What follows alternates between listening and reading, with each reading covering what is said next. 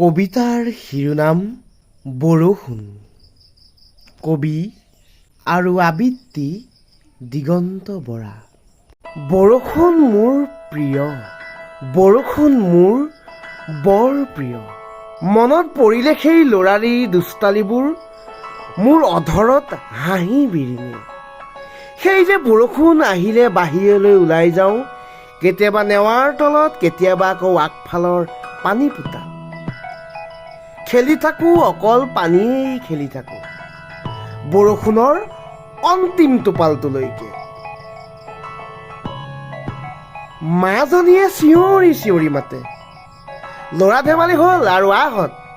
কিন্তু বৰষুণৰ পানীৰ মাজত ইমানকে হেৰাই যাওঁ, সেই মাৰ মাত শুনাকে নেপাওঁ। নিশাৰ বৰষুণ জাকো মোৰ প্ৰিয়। নাজানো বৰষুণ জাক আহিলে কিয় ভাল লাগে, কিয় মই আনন্দত উঠলি উঠো। বৰষুণ আহিলে মাক সাধু ক'বলৈ কোৱা, বাৰ লগত খেলা, দেউতাৰ গাত উঠা, এইবোৰ যে মোৰ অতিকৈ প্ৰিয় আছিল। সেই দিনবোৰে যেন আজি মোক বৰকৈ মাতিছে। বৰষুণ জাক মোৰ বৰ প্ৰিয়। সেই বৰষুণ জাক আহি আছে, আজিও আছে। সেই মানুহবিলাকো আজিও আছে। নাই সেই সময়বোৰ, নাই সেই দুষ্টালিবোৰ।